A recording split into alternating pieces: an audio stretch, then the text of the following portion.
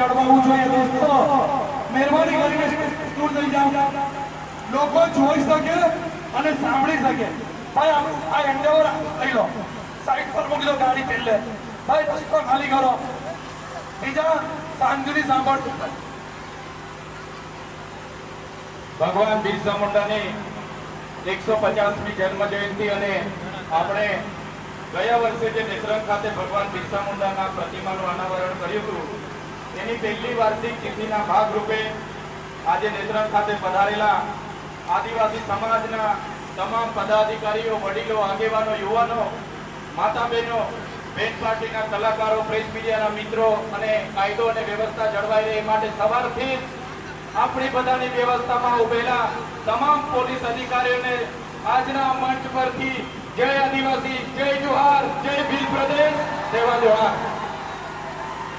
ભગવાન બિરસા મુંડા આજથી 150 વર્ષ પહેલા ધરતી પર ઝારખંડના રાંચીના ખૂંટી ગામે એમનો જન્મ થયો. મુંડા પરિવારમાં એમનો જન્મ થયા બાદ માત્ર ખૂબ નાની ઉંમરમાં લગભગ 19 થી 20 વર્ષની ઉંમરમાં એમણે અંગ્રેજોની શાસનને લલકાર્યા. અંગ્રેજી હુકુમત સામે એમણે જંગ પોકાર્યો અને એ જંગમાં તમે વિચાર કરો, તે જમાનામાં રેડિયો નહોતા, ટીવી નહોતા, મોબાઈલ નહોતા, દારૂ ગોળા કે બંદૂક નહોતી, છતાં અંગ્રેજ શાસનને બિરસા મુંડાએ લલકાર્યું અને પાણી યાદ દવડાવી દીધું. એ આપણા બિરસા મુંડા ભગવાન હતા. આજે ભગવાન બિરસા મુંડાને ધરતી આબાનું બિરુદ મળ્યું છે. ધરતી આબા એટલે ધરતીના પિતા. આ બિરસા મુંડાએ સંગઠન કર્યું જે અંગ્રેજ હુકુમત દ્વારા આદિવાસી વિસ્તારોમાં જમીનો પચાવી પાડવામાં આવી, કર વસૂલ કરવામાં આવ્યા. એની સામે એમણે જાહેર એલાન કર્યું. એમણે લોકોને એક સૂત્ર આપ્યું કે રાણીનું રાજ જશે અને આપણું રાજ આવશે. તે વખતે ઇંગ્લેન્ડની રાણીનું રાજ આપણા દેશ પર હતું અને બિરસા મુંડાએ કીધું રાણીનું રાજ જશે, આપણું રાજ આવશે. અબુમા દેશમ અબુમા રાજ, આપણા દેશમાં આપણું રાજ એ સ્વાયત્ત રાજ લેવા માટે બિરસા મુંડાએ ઉલગુલાન જિંદાબાદના નારા સાથે યુદ્ધ છેડી દીધું. મિત્રો તમે વિચાર કરો, 19 વર્ષનો યુવાન દુનિયાની અડધી વસ્તી પર રાજ કરનારી અંગ્રેજી હુકુમત સામે લડ્યો. એની સામે હજારો તીર ધનુષધારી સૈનિકો ઉભા થયા. 1895માં એમને અંગ્રેજી હુકુમતે મિલિટરી બોલાવીને એરેસ્ટ કરવામાં આવ્યા. મિત્રો તે વખતે અંગ્રેજી હુકુમતે બિરસા મુંડાની માહિતી આપનારને 500 રૂપિયાનું ઇનામ જાહેર કર્યું. તે જમાનાના 500 રૂપિયા એટલે આજના 5 કરોડ રૂપિયા થાય. છતાં બિરસા મુંડા પાછી પાની નહીં કરી. એમને જેલ હવાલે કરવામાં આવ્યા ને જેલ હવાલે કરવા દરમિયાન ત્યાંના જનરલ ડાયરે કીધું કે આ બિરસા મુંડાને એવી સખત સજા થવી જોઈએ, એને એવી સબક શીખવો કે બિરસા મુંડાની હાલત જોઈને બીજા કોઈ આ વિસ્તારમાંથી અંગ્રેજી હુકુમત સામે માથું નહીં ઉચકે. જ્યારે બિરસા મુંડાને સાંકળોમાં, જંજીરોમાં લઈને કોર્ટ તરફ અંગ્રેજી હુકુમતના સૈનિકો જઈ રહ્યા હતા, ત્યારે એમને ખબર પડી કે વિસ્તારના લોકોને કે આજે બિરસા મુંડાને રોડ પરેડ કરાવીને કોર્ટમાં લઈ જવાના છે. ત્યારે તે જમાનામાં કોઈ પણ સંદેશા વ્યવહાર વગર હજારો લોકો રોડ પર ઉમટી પડ્યા અને જે અંગ્રેજોએ ધાર્યું હતું કે બિરસા મુંડાને આપણે આ રીતના સખત સજા કરીને દાખલો બેસાડીએ, તેની સામે હજારો લોકો ઉમટી પડ્યા. ત્યારે બિરસા મુંડાના ચહેરા પર સ્મિત હતું. એમને ખુશી હતી કે આજે હજારો લોકો અમારા સંકલ્પથી જાગેલા છે, અમે મરી પણ જઈશું પણ અમે જીવનો પરવાહ કરીશું નહીં. આદિવાસી માટે લડતા રહીએ. બિરસા મુંડા આજે અમર રહી ગયા છે. 2 વર્ષે જેલમાંથી છૂટ્યા.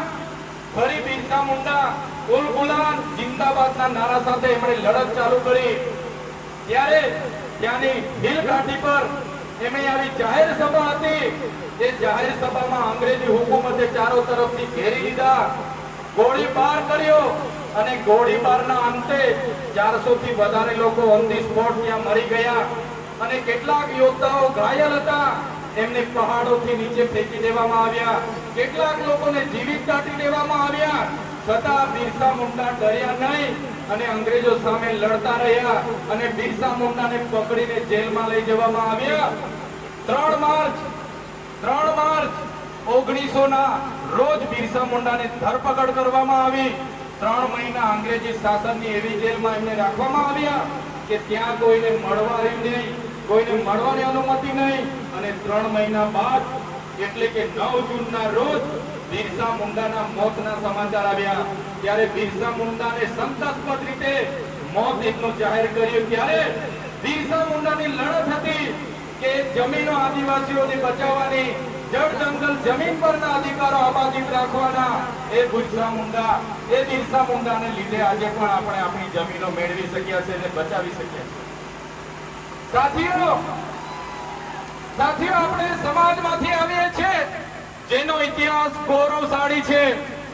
એ બિરસા મુંડા ભગવાન હોય, ટટિયા ભીલ હોય, ખાજિયા નાયક હોય કે તિલકા માઝી હોય, ગુરુ ગોવિંદ ગીરી હોય કે જલપાઈસિંહ મુંડા હોય, જેમણે આઝાદીની લડતમાં પોતાનું યોગદાન આપ્યું, પોતાની સુવિધાઓ છોડી અને દેશ માટે લડ્યા, આપણા સમાજ માટે લડ્યા.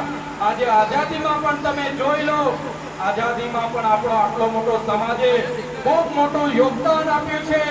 જ્યારે આ વિસ્તારમાં મોટા મોટા ડેમો બનવાના હતા ત્યારે આદિવાસીઓએ પોતાની જમીનો આપી છે. જ્યારે આ વિસ્તારમાં નેશનલ હાઈવે નીકળવાના હતા ત્યારે આદિવાસીઓએ જમીન આપી છે. આ વિસ્તારમાં ટ્રેનો નીકળવાની હતી, બુલેટ ટ્રેન, રેલવે નીકળવાના હતા, એમાં આપણા આદિવાસીઓએ જમીનો આપી, નહેરોમાં જમીનો આપી, હાઈ ટેન્શન લાઈનોમાં જમીનો આપી. પણ આઝાદીના 78 વર્ષ પછી પણ આપણા સમાજ માટે આજે ભેદભાવ રાખવામાં આવે છે. આજે પણ અમારો સમાજ શિક્ષકોની માંગણી માટે આંદોલન કરે છે, સારી શાળા માટે આંદોલન કરે છે, પીવાના પાણી માટે આંદોલન કરે છે, સિંચાઈના પાણી માટે આંદોલન કરે છે. એટલા માટે આ સરકારોને અમે કહીએ છીએ, અગર આ સરકારો આદિવાસીઓની વિકાસ કરવા નથી માંગતી તો આવનાર દિવસોમાં દેશનું 29મું રાજ્ય અમે ભીલ પ્રદેશ બનાવીને રહીશું. અગર સરકારો અમારા આદિવાસીઓને વિકાસ નહીં કરે તો જે અમારો ભીલ પ્રદેશ હતો એને વિભાજિત કરવામાં આવ્યો. આજે રાજસ્થાન, મધ્યપ્રદેશ, મહારાષ્ટ્ર અને ગુજરાત એ ભીલ પ્રદેશને અમે ફરી ભેગો કરીશું. આજે પણ અમારા રીત રિવાજો, અમારી જન્મની વિધિ, અમારી લગ્નની વિધિ, અમારી મરણની વિધિ સરખી છે. આજે પણ અમારા રીત રિવાજો સાચા છે. આજે પણ અમારે મધ્યપ્રદેશ, મહારાષ્ટ્ર અને રાજસ્થાન સાથે રોટી બેટીનો વ્યવહાર છે.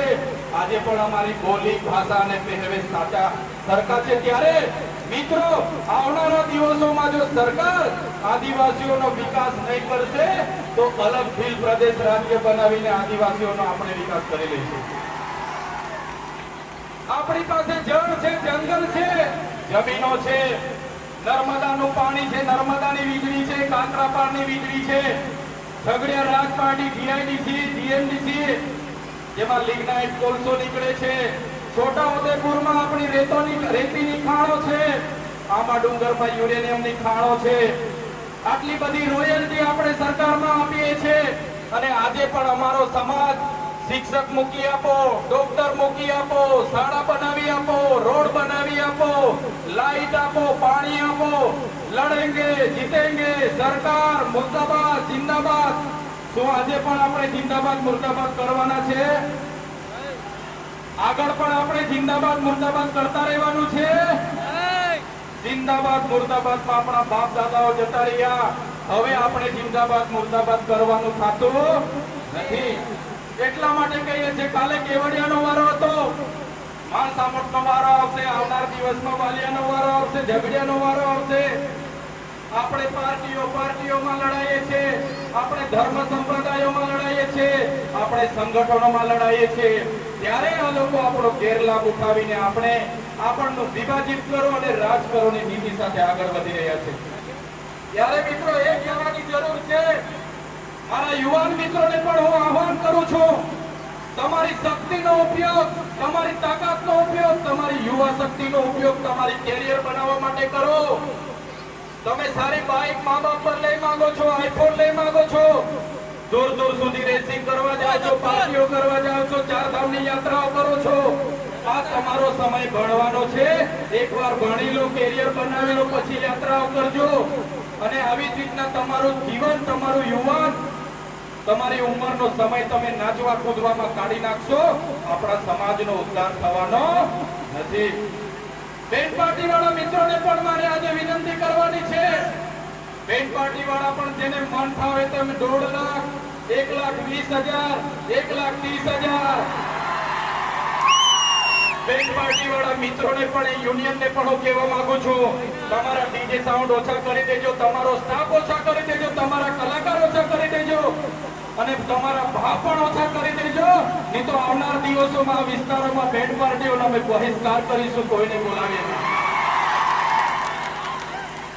મારા નોકરી કરતા કર્મચારીઓને પણ વિનંતી કરું છું, તમે આદિવાસીના દાખલા પર તમે ભણ્યા છો, તમને આદિવાસીના દાખલા પર નોકરી મળી છે, ત્યારે તમારા ભાઈ બહેનના દીકરા દીકરી શું ભણે છે, એની ફી ભરાય છે કે કેમ, આપણા સમાજની જાગૃતિ માટે કેમ તમે યોગદાન નથી આપતા?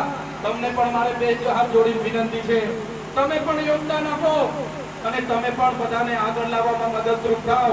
કોઈ નથી ડરવાની જરૂર નથી. આપણે બધા એક હોઈશું તો કોઈના બાપની તાકાત નથી કે તમને નામને કોઈ દબાવી શકે. ત્યારે મિત્રો, આજના મંચ પરથી કહીએ છીએ, ભગવાન બિરસા મુંડાનો ઇતિહાસ ગૌરવશાળી છે, આપણા પૂર્વજોનો ઇતિહાસ ગૌરવશાળી છે અને ઇતિહાસમાંથી પ્રેરણા લઈને આપણે આપણા જીવનમાં આગળ વધવું જોઈએ. કેટલી વાર સુધી લડાઈ કે જીતે કે કરતા રહીશું. એટલે મારા યુવાનો, તમારો ભણવાનો સમય છે, તમે ખૂબ સારું ભણો, તમારું કેરિયર બનાવો, એવી જ આપ સૌને વિનંતી કરું છું. મારા વડીલ મિત્રોને પણ ખાસ અપીલ કરું છું. કેટલાક યુવાનો નાચે કૂદે, પાર્ટીઓ કરે, ચારધામની યાત્રાઓમાં 15-15 દાડા પદયાત્રા કરે, જુગાર રમે, દારૂ પી, તો એ વડીલોની તમારી ને અમારી જવાબદારી છે આપણા યુવાનોને શિક્ષા આપવાની. ઉભા રાખો એ લોકોને રોડ પર, જ્યાં મળે ત્યાં પકડો એ લોકોને, ઉપેશ કરાવો ને બીજી વારમાં જાહેરમાં આવું ખાવા પીવાનું, યાત્રા કરવાનું, નાચવાનું, કૂદવાનું કોની કરે એની ધ્યાન આપણે રાખવું પડશે. અમે પણ નાચીએ છીએ, અમે પણ ગરબા રમીએ છીએ, દિવાળી પર અમે પણ ઢોલ વગાડીએ છીએ, અમે પણ ડાયરા કરીએ છીએ, પણ સવારે ઉઠીને આપણી શું ટાર્ગેટ છે, શું ધ્યેય છે, આપણે જોવું પડશે. આપણે નાચીએ છીએ, આપણી સંસ્કૃતિ છે, બરાબર છે, પણ સવારે ઉઠીને આપણો ધ્યેય શું છે, આપણે ભણવાનું છે, તો એ તરફ આપણે બધાએ આગળ વધવું પડશે. મિત્રો, ત્યારે મેં ખરેખર આજે આનંદ અનુભવું છું. આજના વિસ્તારનું યુવાધન ખૂબ મોટી સંખ્યામાં તમારો સમય લઈને આવ્યા છો. અહીંયા ઘણા ચૂંટાયેલા પ્રતિનિધિઓ આવ્યા છે, સરપંચશ્રીઓ આવ્યા છે. સૌને મારી અપીલ છે, પોતપોતાના ગામના, પોતપોતાના પરિવારને આપણે કઈ રીતના આગળ લાવી શકીએ, આપણા સમાજને કઈ રીતના આગળ લાવી શકીએ, બધા કઈ રીતના આગળ વધીએ, તરફ બધાએ ચિંતન કરવું પડશે, મનન કરવું પડશે. અને મંચ પરથી સરકારને છેલ્લી શબ્દમાં કેમ છો, જ્યાં સુધી અમે સંવાદમાં માનીએ છીએ, સંવિધાનમાં માનીએ છીએ, ત્યાં સુધી તો બરાબર છે. તે દિવસે આદિવાસી સમાજ સંવાદ અને સંવિધાન સાઈડ પર મૂકશે, તે દિવસે આ મોડીબાજીઓ સામે આરપારની લડાઈ થશે. એ લોકોને કહેવા માંગીએ છીએ, पहले रोकेंगे फिर टोकेंगे, फिर भी नहीं माने और हमारा लोगों को परेशान किया तो फिर ठोकेंगे. આજના મંચ પૂરું પાડનાર નેત્રંગ તાલુકાના જ્યારે પણ આદિવાસી સમાજની વાત આવે, પોતે આદિવાસી બનીને અહીં બિરસા મુંડાની પ્રતિમા જ્યારે મૂકતા હતા, વહીવટી તંત્રએ ખૂબ પરેશાન કર્યા. એમને ત્યાં સેન્ટરમાં મૂકવાની હતી, મૂકવા નહીં દીધી, છતાંય ન નમ્યા અને પ્રતિમા મૂકી અને વિસ્તારના લોકોને, યુવાનોને જાગૃત કરવા, પ્રેરણા લેવાનું કામ જેમણે કર્યું છે, એવા શેરખાનભાઈ, એમના પૂરા ટીમને, વિપુલભાઈ, સંજયભાઈ, પૂરી ટીમને હું અભિનંદન આપું છું કે તમે અમને બધાને આ મંચ પૂરું પાડ્યું, અમને આમંત્રિત કર્યા અને સૌ યુવાનોને આ સાંસ્કૃતિક કાર્યક્રમમાં પોતાની સંસ્કૃતિ, સભ્યતા જળવવા માટે અપીલ કરી અને અમારું સ્વાગત કર્યું, અમને બોલાવ્યા બદલ આયોજનની તમામ ટીમ અહીં ઉપસ્થિત તમામ પદાધિકારીઓ, યુવાનો, વડીલો, માતા બહેનો, પોલીસ કર્મીઓ, પ્રેસ મીડિયાના મિત્રો અને જેમણે સંગીત પૂરું પાડ્યું છે એવા બેન્ડ પાર્ટીના તમામ કલાકારોને હું અભિનંદન આપું છું અને આપણા આદિવાસી સમાજના લોકગાયક એવા અજય વસાવા અને લોકગાયિકા એવા ઉર્વીબેન રાઠવાને પણ અભિનંદન આપું છું. બધાનો ખૂબ ખૂબ આભાર, ધન્યવાદ. જય આદિવાસી, જય જોહાર, જય ભીલ પ્રદેશ.